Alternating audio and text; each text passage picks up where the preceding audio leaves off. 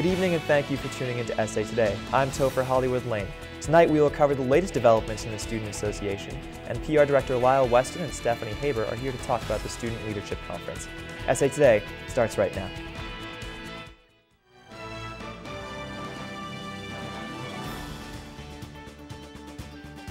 The SU Biology Department has come into some money. An impressive $1 million was anonymously donated for upgraded and modernized equipment for the biology labs. The donation was made to the Science Equipment Excellence Fund. This fund was established as of last year, and the donation was announced in early February to all science departments. The biology department will now wait anxiously in anticipation of new technology. The extremely cold weather in Syracuse has been wreaking havoc on the pipes. A sprinkler system in BBB and water pipes in Shaw Dining Hall burst. This afternoon in Newhouse, sprinkler pipes froze, causing them to release water into the mower passage between Newhouse 1 and 2. This area has been closed to students, and water damage appeared to be affecting the computer labs below the leak. Campus officials are encouraging people to keep an eye on water temperatures and report any issues to fix it. In an interview with the Daily Orange on Monday, Chancellor Kent Syverud announced the newest addition to the Carrier Dome renovations. Syracuse University is hopeful that an outside consultant will help give the Carrier Dome a new fixed roofing system. As of last spring, SU had three main options for the dome's repairs. The university chose to focus on the second option, which is to install an alternative roofing system. The dome's future will be coordinated by the campus master plan. Syracuse's St. Joseph's Hospital Health Center lost $21.6 million in 2014. After this substantial loss, St. Joseph's is looking to join a large nonprofit healthcare system. Since then, St. Joseph's has signed a non-binding preliminary agreement to join an unnamed health organization. The hospital disclosed this agreement in its unaudited 2014 financial results posted on the Electrical Municipal Market Access website this past year. Monday afternoon, a vacant house caught flames. Firefighters were called to 411 Delaware Street, Syracuse at 2:02 p.m. No one was inside the house when firefighters arrived.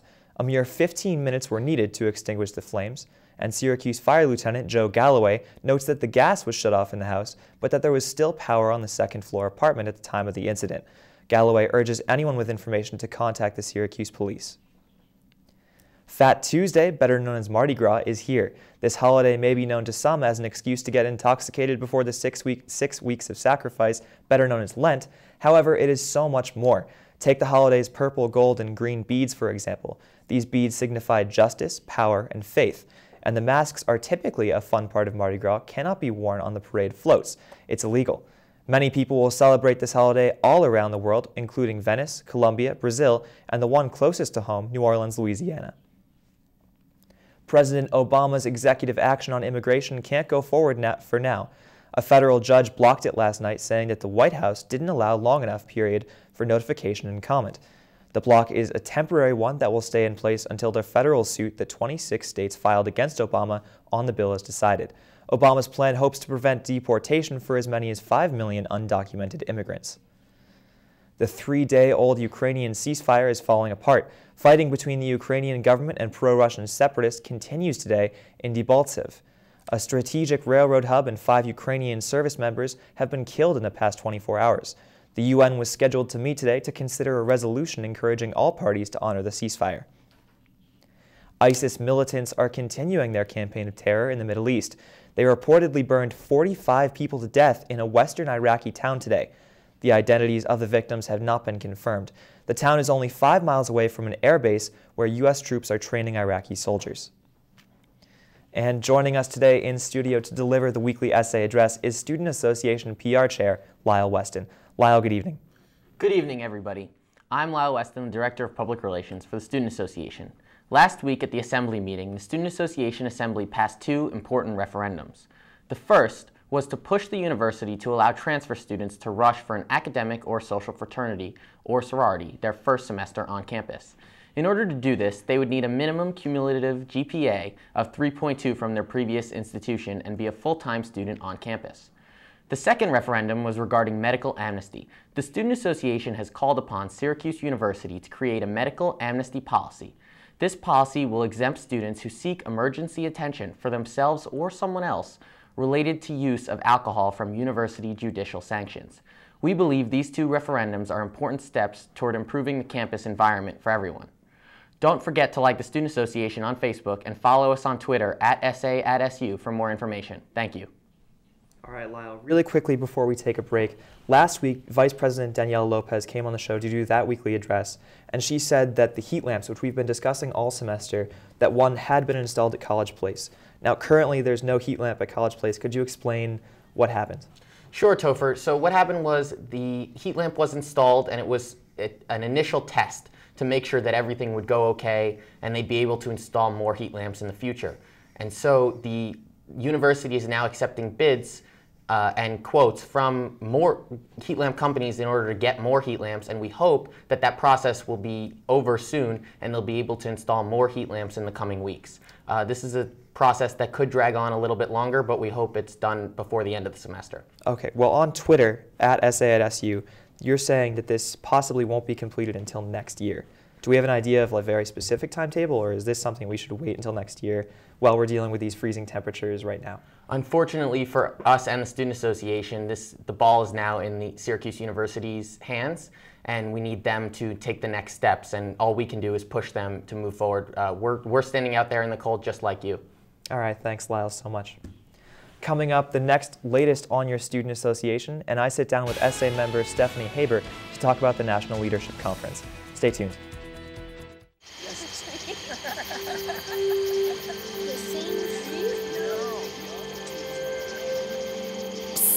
They're coming. Places, everybody. Light check. 1, 2, 1, 2. Everything looks good on our end. And lights. Come alive with the forest. Visit discovertheforest.org to find a forest near you.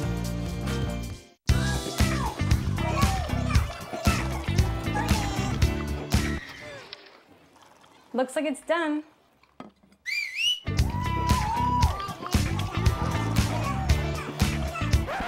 Don't let salmonella get funky with your chicken. On average, 1 in 6 Americans will get a foodborne illness this year.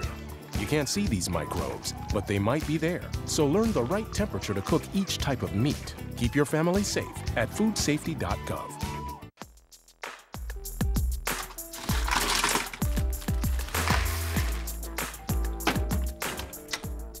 Thank you.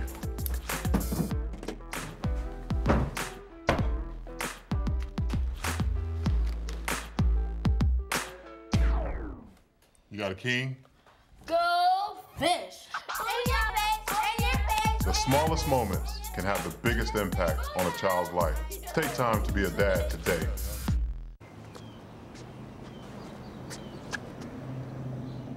Here is my handle and here is my spout. When I get all steamed up, then I shout. Tip me over and pour me out. Oh. The smallest moments can have the biggest impact on a child's life. Cheers. Take time to be a dad today. SA is going back to their old name, the SGA. The Student Government Association will be the new name beginning on April 17th. This will take effect after the upcoming SA presidential elections. Also, the first part of the federalization bill was passed last night. This bill will include the creation of a new budget committee to serve as a checks and balance system for the operating budget. Joining us on set today to talk about her recent trip to Arizona for the National Collegiate Leadership Conference is Student Association member Stephanie Haber. Stephanie, thank you for joining us. It's a pleasure to be here. All right, so can you please tell us a little bit more about this Student Leadership Conference? Who from SA went, how many people were there, and what did you guys get to see? At this conference, well, we went to the University of Arizona in Tucson, and we went to a series of workshops that taught us, how to be an effective leader, different skills when you're going to apply for a job, and overall, just skills that you really wouldn't get from being in a classroom. And I went with 4 other members from SA. I went with Danielle Lopez, who's the vice president. I went with Patrick Douglas, who's comptroller, with Jack Harding, who's the vice chair of ADOP, and Nicole Sherwood, who's the vice chair of public relations. And so what would you say are some of those things that you don't learn in the classroom that maybe you got from this conference? There was one workshop that I went to about networking, and something really scary that you have to do going out into the workforce. And what I learned is that you have to keep in touch with these people, and you also have to purpose. to have a purpose when you do this. And I think that was really important. Also, just to put yourself out there and do things that you wouldn't normally do, and that's how you're going to stand out and overall get where you need to be. All right, and what was the most prominent thing that you think you took away from this conference? The most prominent thing that I feel that I took away from the conference was that to be an effective leader, you can't always look at yourself for the answers. You have to look at your teammates. There at the workshops, we had to do some activities, and I know that I could never accomplish those tasks alone. It was great just to have the other people, and we just worked together, and we got it done efficiently. What's something that you'd like to see implemented here at SU in SA as a result of your experiences in this conference? Well, there was one workshop where we learned about our strengths and also but the strengths of the people that we work with, and I think that's great when we do group tasks just in the classroom or when we're doing committee meetings or assembly, just to look at what everybody else can contribute, not only what one person can, and then when you get the different skill sets and different ideas, it's how you get the best out of working with other people. And are there any things from this conference that you'd like to see at the Syracuse Leadership Conference this year? Most definitely. When we went to this conference, we obviously learned how to be an effective leader, but there was also an aspect of service, which I was very fortunate to be a part of. I got to work with two organizations called Ben's Bells and Beads of Courage, and that really just taught me how to give back to the community, and I just thought that was really great to do something good, to learn about other organizations, to also learn a lot about myself. And I think when we have the conference here in Syracuse, we should learn how to be a leader, but also how to give back. So that balance of leadership and service, I think, is so important going forward. All right, great. Stephanie, thank you for being here. Well, thank you for having me. Coming up next, what you can expect from Mother Nature this week, and there was a strange sighting in Pennsylvania. Stay tuned, we'll tell you all about it. Sing. And Tommy can't dance, so we're gonna put some ants in their pants. Aww. Kids will spend 22 minutes watching us, the super duper party troopers, sing about ants in their pants. Isn't that funny? Ants in their pants, they got ants in their pants, they got ants in their pants. Brushing for 2 minutes now can save your child from severe tooth pain later. 2 minutes, twice a day. They have the time. If I got to go to college, oh my goodness. I like discovering new things. You get to see what works for you and what doesn't. That helps you evolve as a person. You get to make like a supernova of skill or talent or whatever it is. I've always wanted to go to college. I just feel like that's my destiny. My name is Queen, and I am your dividend.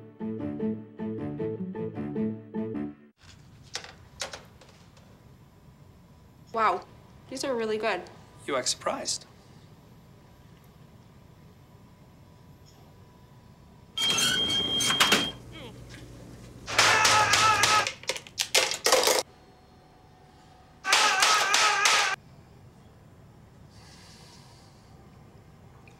Practice makes perfect. You don't have to be perfect to be a perfect parent. There are thousands of teens in foster care who don't need perfection. They need you. Welcome back. According to Planalytics, a weather research firm for businesses, this year's winter storms could cost the nation over $1 billion. Boston, for example, has spent more than $30 million on snow removal alone. Many school districts and businesses have been temporarily shut down. This week, especially prepare yourself for below-average weather and a potential storm on the horizon. Snow showers are expected in the Syracuse area throughout the weekend.